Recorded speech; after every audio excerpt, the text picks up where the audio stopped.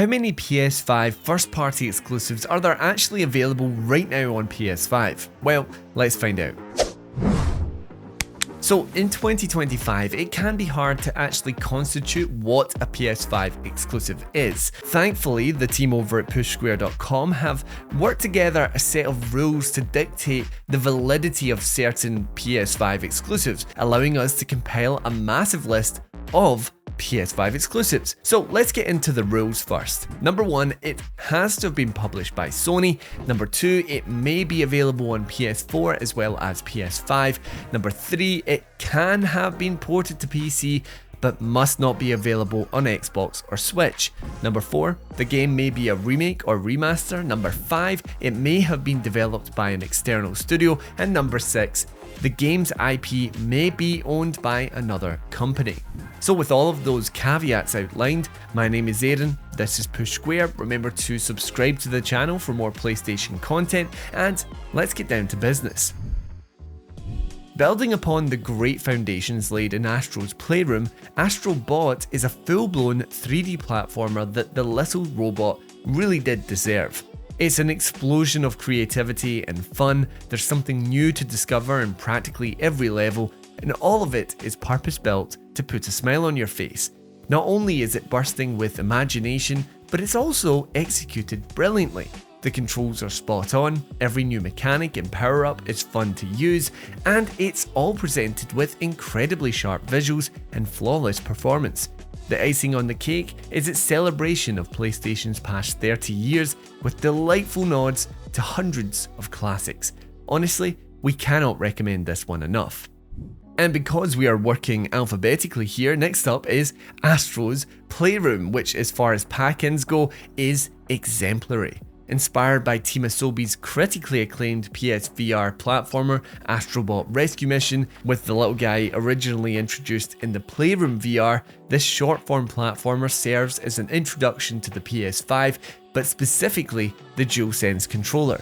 As you explore cutesy characters in Astro's vibrant worlds, you'll physically feel it in your fingertips, from the sensation of rain falling on your hero's head to steel exteriors or slippery surfaces on ice. All of the technical stuff alone would have made it a truly memorable experience, but the game also doubles as a kind of history lesson, exploring many of the most famous moments and products from PlayStation's past. Simply put, it's an extraordinary 4 to 5 hour escapade, and one that every new PS5 owner must play. Next up, we have got potentially the most disastrous release in PlayStation's history. Concord launched amid much fanfare from wholly owned first-party studio Firewall, but after middling reviews for the first-person shooter, Sony decided to remove it from sale after it dramatically failed to find an audience. Like, this game basically doesn't exist at this point, you cannot play it. It's kind of an unprecedented situation. Days Gone Remastered changes Bend Studios' underappreciated open world in more ways than you would expect. With a new lighting engine, the tension is significantly amplified, while the new Horde Assault mode allows you to focus on the release's most enjoyable moments, those white-knuckle face-offs against hundreds upon hundreds of freakers. Masterful in its storytelling, characters and visuals, Kojima Productions went bigger and better with a sequel that comfortably dwarfs what the Japanese team achieved in its first delivery experience. Main character Sam is once again tasked with reconnecting a landmass to the Cairo network, but this time his deliveries are further and expanded to encompass proper combat scenarios. Death Stranding 2 on the beach is a cinematic achievement on all fronts that will remain one of the crown jewels of the PS5 library forever. Sony quite early on hooked the enthusiast crowds by adding Demon Souls to the PS5's launch lineup. From Software's legendary action RPG, which would go on to spawn the so-called Soulsborne series and eventually even Elden Ring, was snubbed by the Japanese giant during the PS3 era, as it felt early builds were simply not up to snuff. Publishers like Atlus and Bandai Namco eventually picked it up, and it went on to become a cult classic. Perhaps as a sort of admission that it made a mistake, it's recruited tech specialist Bluepoint Games to remake the game for a modern era, and the results are remarkable. This version uses the original PS3 code to make for an incredibly authentic experience, but its visuals are among some of the best you'll find on Sony's new gen consoles, even today. It's an extraordinary blend of old and new that comes highly recommended from us. Sony almost completely totaled Destruction Allstars when it intended to attach a full-blown $70, £70 price tag to the explosive racer, but thankfully it reversed its decision prior to the PS5's launch and added it to the PS Plus lineup. While there was a potential in the package on day one, it took developer Lucid Games a little time to iterate on the formula. With some small gameplay adjustments, such as the size of the arenas, this slam 'em up now feels fantastic, and it's enhanced by a genuinely cool pool of character designs and some impressive visual effects. Firewall Ultra is a pseudo-sequel to the popular PSVR tactical shooter Firewall 0 Hour, but this 4 vs 4 first-person shooter from First Contact Entertainment doesn't have quite the same novelty as its predecessor and has been surpassed by superior online PSVR 2 shooters like Pavlov VR.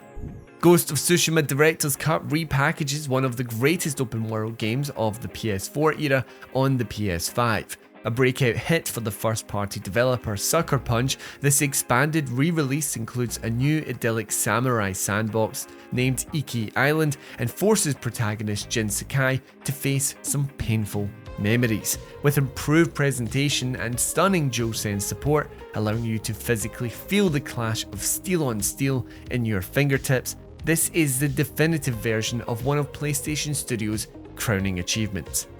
God of War Ragnarok improves on 2018's already excellent God of War in every possible way. It's a massive adventure spanning the realms of Norse mythology, and the game's jaw-dropping scope is probably its greatest asset.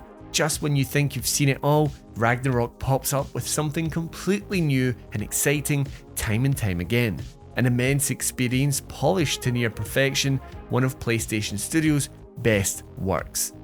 After Gran Turismo Sports' esports-centric approach, Gran Turismo 7 returns to the revered RPG format of developer Polyphony Digital's long-running simulation racing series. With a slick driving model and hundreds of cars to collect, it's the addictive Pokemon-esque GTA Cafe that will keep franchise faithfuls occupied for hours on end. And for competitive players, the online approach innovated by GT Sport remains intact, making for the most complete Gran Turismo in a generation. The cherry on top is that the entire thing is playable in PSVR 2, with minimal loss in picture quality. It's incredibly immersive and among the best games you can play with Sony's headset. The headline PSVR 2 launch title, Horizon Call of the Mountain, is a completely new entry in Guerrilla's imaginative post-apocalyptic universe. While the story can be difficult to follow, the gameplay, which revolves around high-rise platforming, is expertly executed, making you feel like an elite climber in an often hostile world. Beautiful, sprawling vistas and a genuinely jaw-dropping sense of scale combine for an action-packed thrill ride that explores the rich potential of Sony's headset. The sequel to Guerrilla Games' breakout hit, Horizon Zero Dawn, is bigger and better than its immediate predecessor in every single way. Horizon Forbidden West may retread familiar territory with its open-world RPG adventure, but it improves upon the writing, introducing a worthwhile cast of characters for our hero Aloy to bounce off.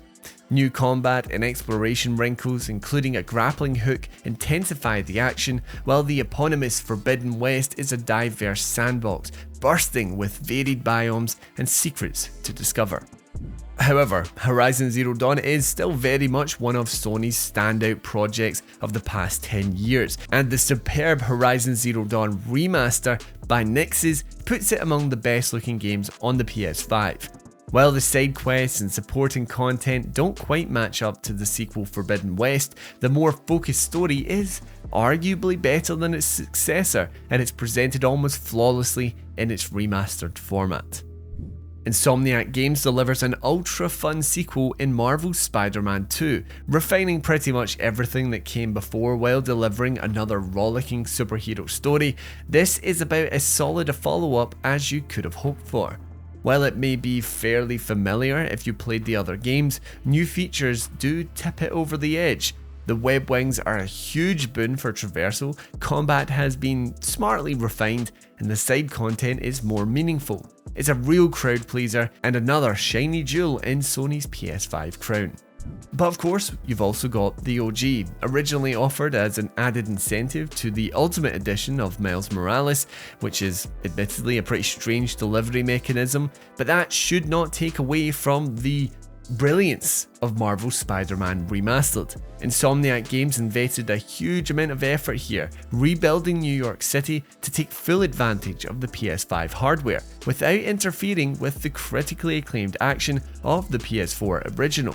Some vocal fans were frustrated by the changes to protagonist Peter Parker's face, but with new visual effects like ray tracing, in addition to a silky smooth 60 frames per second refresh rate, this is the definitive way to experience Sony's superb superhero sandbox. It even includes all of the original's inconsequential but enjoyable expansion packs.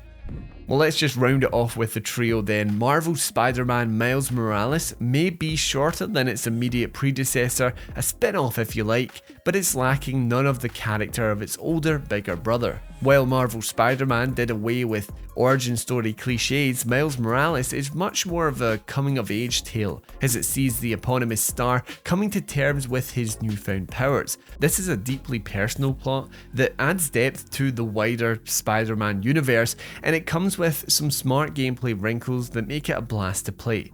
Instant loading and sumptuous visuals are merely the frosting on top of this wintry open world treat, which will leave you lusting after Marvel's Spider-Man 2. Midnight Murder Club is a unique online multiplayer game where the gimmick is that you can't really see your opponents or surroundings. While you do have access to a flashlight to illuminate the map, using it also exposes your location to your components, making it a fun risk-reward dynamic, and the proximity chat in this is so funny, you'll have such a laugh with it.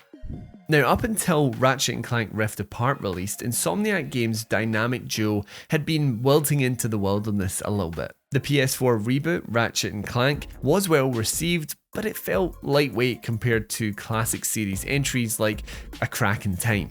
Fortunately, while Rift Apart doesn't necessarily reinvent the wheel, it does deliver the series' first full-scale adventure in well over a generation. This is a game that feels great to play, thanks in part to stunning DualSense integration and some of the glitziest special effects this side of the galaxy. It's a little more throwaway than many of the PS5's other exclusives, but it's thoroughly entertaining while it lasts, and the introduction of new characters like Rivet means there's a lot of life left in this series yet. Now, not that it needed to do so, but with Returnal, Housemarque has proven itself an incredibly capable studio. This PS5 exclusive is a frantic, ultra-tight third-person shooter dressed up with some roguelike elements to add variety and unpredictability to the mix, and the result is wonderful. It has one of my favourite worlds in a PS5 exclusive, and I just keep going back to it time and time again. Rise of the Ronin is another challenging action game from Team Ninja, the makers of Nioh and Ninja Gaiden, only this time it's fully open world. The game combines cutthroat sword fighting action with a huge chunk of historical Japan to explore, giving you various ways to get around and make the most of the setting. With some novel gameplay elements alongside numerous real faces from Japanese history, Rise of the Ronin is a unique open world experience on PS5. Little Big Planet's whimsical weaved hero deserved his own Super Mario 3D World moment. Sackboy: A Big Adventure doesn't pull up any trees like its predecessors, but it is instead a robust cooperative platformer with some memorable musical moments. With its cutesy DIY aesthetic and some surprisingly tight action, it excels in an area that Sony has often been accused of overlooking. Fun for the whole family. Console debuts simply don't get much stronger than Stellar Blade, a throwback combat-centric adventure that channels retro PS2 energy in all the best ways. This sturdy single-player campaign has a strong visual identity, a stunning soundtrack, and some outstanding art direction.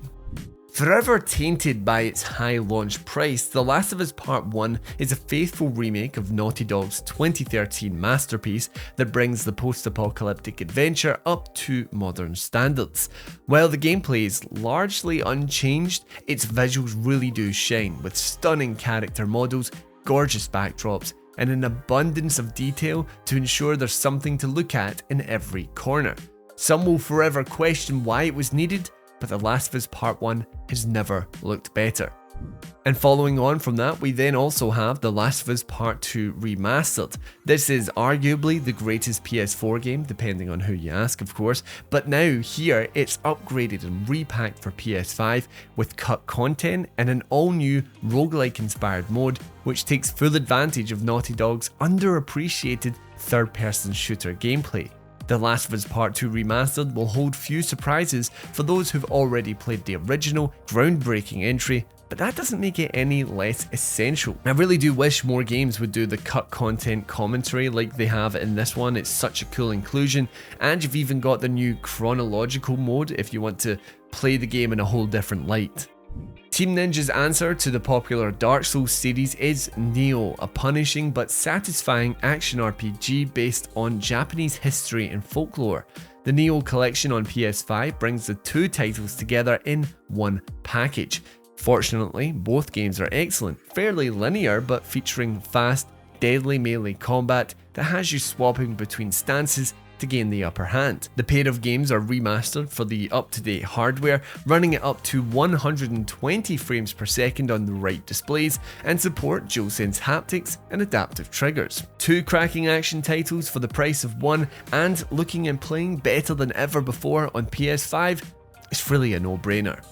A compilation including two of PS4's most beloved games was destined to be well received. And while the absence of PS3 era adventures like Uncharted Drake's Fortune or Uncharted 2 Among Thieves prevents this from being definitive, it's still an absolute must for thrill seekers.